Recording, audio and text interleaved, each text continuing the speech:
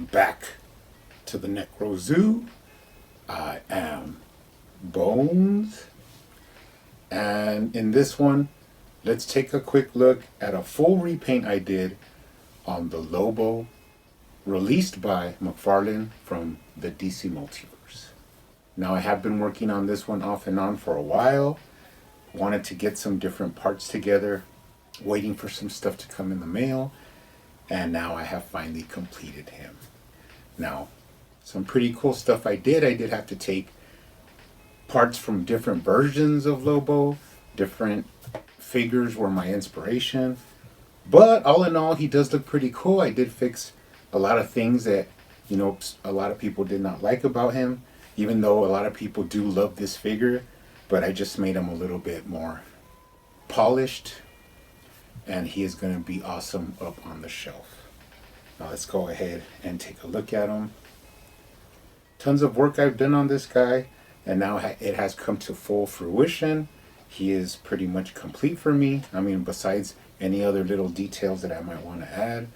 But let's start off at the head. Now, of course, his face was like painted completely white, and it was a different tone than the rest of the body. So I did go ahead and redo the face. It's going to be hard to see it here, but it has a little bit more darker gray and blue tinge to it. I did give it a wash and it came out perfect. Then I went back in with some black and I touched up his goatee and the paint around his eyes. And another thing I touched up was his hair, because it was really blue. Like, they had like an overabundance of blue streaks in it. And I just toned down a little bit. I mean, it still has blue in there, but I added a matte black just to soften it so that it wasn't so shiny and so plastic looking. But all in all, it looks really good. You still get that hint of blue tinge in there, but now it's a little bit more tamer. Fits his personality a little bit better. But the face came out really good. I'm really proud of it. Now, another thing I did was add a wash to the neck to match the face. And then it's going to be hard to see, but I did also do a wash to the arms as well. So if you look at him, he has like in the little crevices a little bit of gray and blue, just a touch. But now it does all match together. The face, the neck, and the arms. And then I even added in the skin protruding through the shirt. So all in all, it ties all in very well. On the jacket, I did paint up these collar spikes that he has. I painted the lower plate like a gunmetal, and then I added silver to the spikes. Then I added silver to the buttons on his jacket just to finish it off. But all in all, it looks really good. I did completely separate this guy, upper body, legs, just to get all the paint that I wanted to get in. But pretty awesome. Moving down to the belt, I did touch up the silver on the skull, a more chrome silver, the red star in the middle of the skull, and I actually painted in the eyes and the nose pit black so that it actually, the skull pops a little bit more. And then, as much as people have been complaining about the Dark Knight Returns Superman not having his belt loops painted, this guy's jean belt loops were not painted in, and I cannot believe I had never heard anybody's talk about it. But I did paint those in blue as well. Little touch up to all the studs around the belt. And like I said, I did do the loops.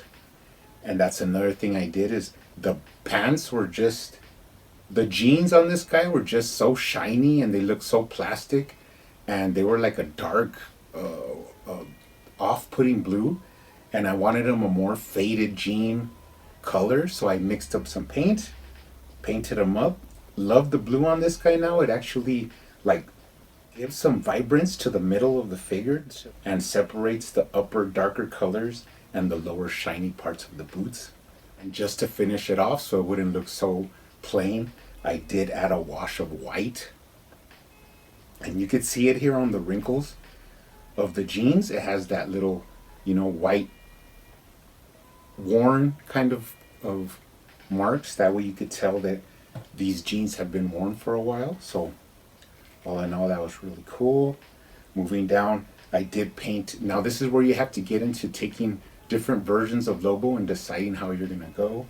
Now I did paint the knee skulls black, like more of a gunmetal black because it is a mixture. It's not a complete black, but that is from different versions of Lobo. It just depends on which way you want to go. I did paint the spikes up here on the skulls, and then I did add 3 red stars to the skulls. Sometimes you'll see 1 star or 1 big star and 2 little ones, but I went ahead with the 3, like in a crescent shape of the stars. That was just my preference, you know. Plus, that's what I had laying around in my fodder was some little stars, so that was pretty cool.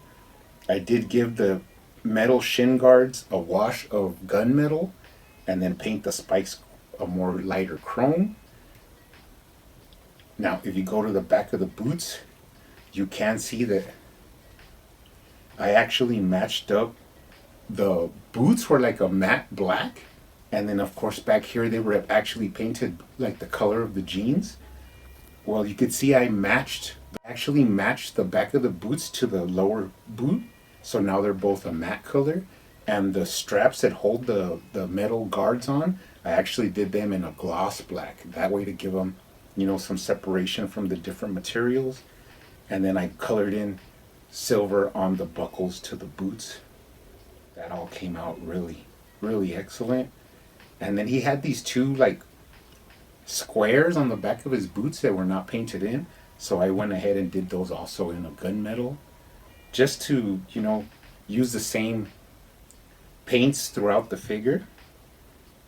But all in all, I did touch up everything with like little dabs of chrome, just to like high silver, just to make it shine. And then I did the back of the jeans with a little bit of whitewash. You go back into that awesome leather jacket. All in all, it was really cool. Now let's get into the hands real quick, because then we'll get into the accessories. Now he did have these plates on the back of his gloves. I painted those in.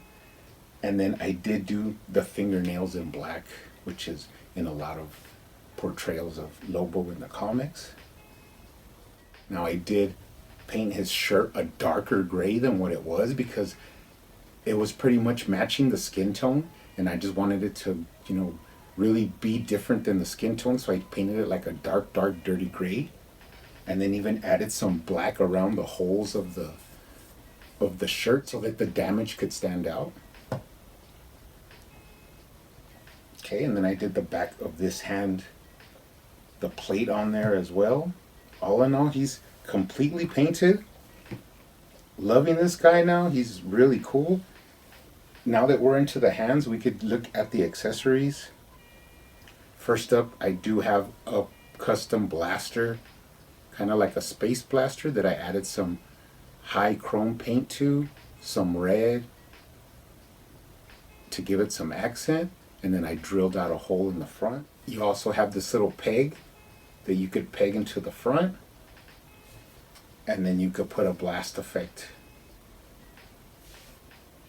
in there. And then of course it does go into his hand.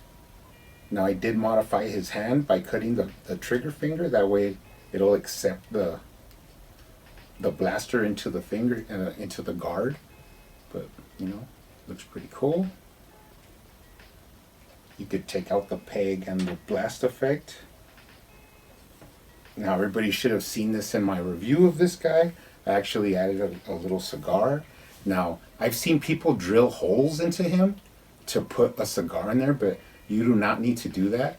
I actually used the end of a needle and put it into like the cigar that I shaped out, and that is actually what goes, you know, like if you put it here in the crook of his mouth, you just stick it right into the corner, and there's no need to drill any holes because it's a very thin needle, and it just goes into the soft plastic. So there he has his cigar. And also, if you want to, you can put it into the same finger that you use for the trigger and just slide that needle right into the gap that's there. And then it's like he has the cigar in his hand, and you don't need to drill any holes or anything like that, because of course you're using the little space in between the fingers. So that's a cool little accessory. Now, he did come with this all plastic rolled up chain that you fit over his arm. But what I did is I actually went and I matched the chain so it would be basically the same size, the same thickness, the same spacing. And I got him his own chain. Now, this is the hook that comes with the actual accessory. I just cut it off and ran a pin through it, and that way I could put the little ring from the chain through there.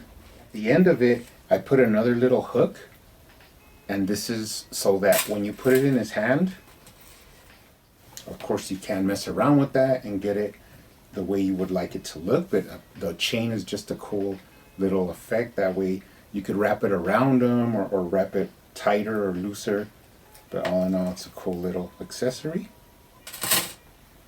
But that is my repainted Lobo. He's ready to go on the shelf in his full glory. Really happy with him.